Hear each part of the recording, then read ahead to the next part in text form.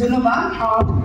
আসলে অনেক আলোচনা হয়েছে, তো আমি একটু শর্ট করে বলতে চাচ্ছি যে আপুর একেবারে প্রশ্ন ওয়াইজ।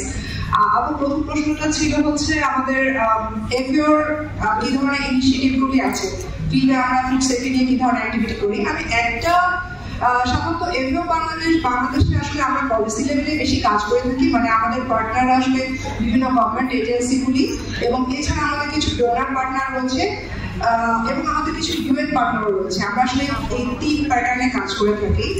যেহেতু এফইউ বাংলাদেশ, আমরা কিন্তু কৃষকদেরকে নিয়ে কাজ করি। তো এখানটায় আমি প্রথমে ফুড সেফটিতে না আছি, আমি আগে একটা জিনিস বলতে চাচ্ছি, সেটা হচ্ছে মানে ক্লাইমেট ইম্প্যাক্ট। আমরা সবাই জানি আপনারা বিভিন্ন জেলা থেকে এসেছেন, প্রত্যেকটা জেলা জিওগ্রাফি ডিফারেন্ট, প্রত্যেকটা জেলার ক্লাইমেটের যে হ্যাজার্ড সেটা ডিফারেন্ট, তাই না? কারোর জেলায় বৃষ্টি হয় না, কারোর জেলায় জলাবদ্ধতা। আমি গতকালকে সাতক্ষীরা থেকে আসলাম, সেখানে 4 মাসে এত বেশি স্যালারি নেই এবং সেটা হচ্ছে ম্যান-মেড ডিজাস্টারের একটা এক্সাম্পল। চিংড়ি ক্ষেত করার কারণে আস্তে আস্তে লবণের স্যালারিটা এমন পরিমাণে বাড়ছে যে ওখানে কোনো কৃষিকাজ হয় না। তো আমাদের এফইউ থেকে বলতে গেলে তো অনেক কথা হয়, কিন্তু এতগুলো প্রকল্পের ডিটেলস আমি যাবো না। শুধু ছোট করে একটা প্রকল্পের ডিটেলস বলবো যে আমাদের একটা প্রকল্প রয়েছে রেইস, আমরা ডাইভার্সিফাইড এগ্রিকালচার নিয়ে কাজ করি। এখানে আমরা যেটা করেছি, আমরা বাংলাদেশকে 8টা হটস্পটে ভাগ করা হয়েছে, সেটা ক্লাইমেট জোনের উপর ডিপেন্ড করে।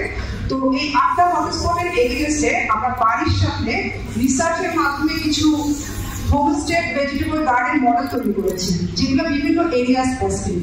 তো এই মডেলগুলোতে আসলে কি উপকার হচ্ছে কৃষকের, দেখা যায় যে বিভিন্ন জায়গায়, যেমন মনে করেন যে যেটা হচ্ছে ড্রাউট প্রোন এলাকা, সেখানটায় কৃষকরা তাদের এলাকার উপযোগী কোন কোন ভেজিটেবলগুলি চাষ করতে পারবে এবং সারা বছর করতে পারবে, কিন্তু তাদের ওই এলাকার স্পেসিফিক যে মডেলটা রয়েছে বাড়ির মডেল, তো এই মডেলের মাধ্যমে কিন্তু তারা করতে পারছে। তো আমাদের এফইউর কাজ হচ্ছে এই মডিউলটা যখন ডেভেলপ করে বাড়ি, তখন তাদেরকে অ্যাসিস্ট করা, টেকনিক্যাল সাপোর্ট দেওয়া এবং ফিল্ড লেভেলে এটার ইমপ্লিমেন্টেশনটা কেমন হচ্ছে সেটাও যাচাই বাছাই করে দেখা।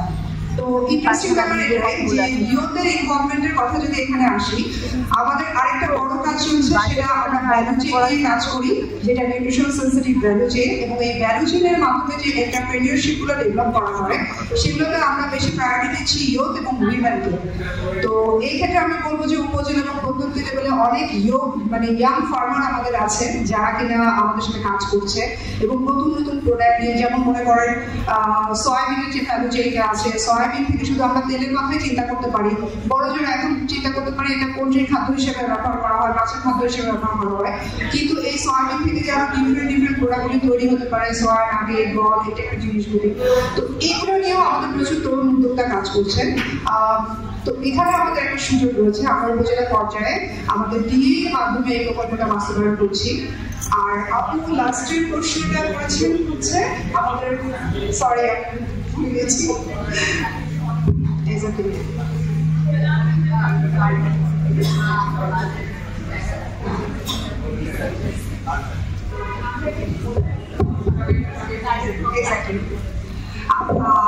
উত্তরটার সাথে এটা বলবো যে আমাদের যে কনভেনশনাল যে প্র্যাকটিসটা রয়েছে, আমরা বেসিক্যালি পোস্ট হারভেস্টের উপরে বেশ জোর দিয়ে কাজ করছি। সেটা হচ্ছে আপনারা দেখবেন যে পোস্ট হারভেস্টের যে কৃষকের যে অ্যাপ্রোচগুলি প্রায় অনেক জায়গাতেই ট্রেডিশনাল অ্যাপ্রোচগুলো ফলো করা, যার ফলে অনেকগুলো মানে স্টেজে তারা নিউট্রিশনগুলি লস করে ফেলে।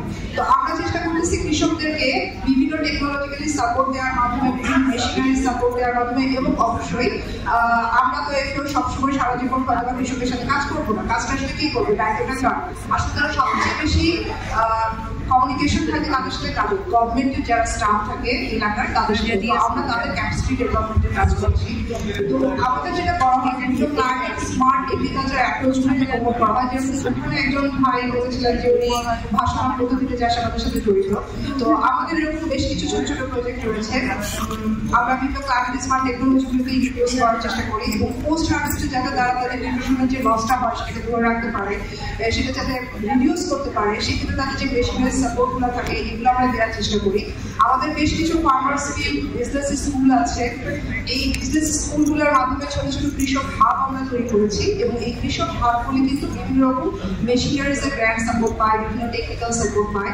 তো এগুলি আসলে এগুলো দিয়ে যাচ্ছে এবং এর সাথে আমরা যেটা করবো, আমাদের একটা বড় কাজ হচ্ছে মাল্টি স্টেক হোল্ডার প্ল্যাটফর্ম, যেখানে বিভিন্ন ধরনের গভর্নমেন্ট এজেন্সি, ডোনার সবার সাথে, কারণ আমরা জানি নিউট্রিশন একটা কস্ট কাটিং ইস্যু, নিউট্রিশনটা নিয়ে শুধুমাত্র কোনো একটা স্পেসিফিক অর্গানাইজেশন কাজ করে না, এটা কিন্তু সবার আগে দরকার প্রত্যেকের ইন্ডিভিজুয়াল প্ল্যান এবং প্রত্যেকের প্ল্যান সম্পর্কে অবগত থাকতে হবে। এই জন্য এই যে মাল্টি স্টেকহোল্ডার প্ল্যাটফর্ম যে অ্যাপ্রোচটা সেটা আমরা সবসময় কন্টিনিউ করার চেষ্টা করি আমাদের বিভিন্ন লেভেলের সাথে কথা বলে।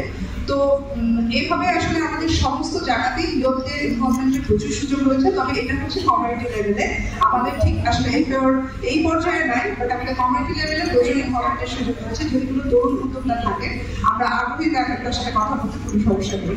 Thank you.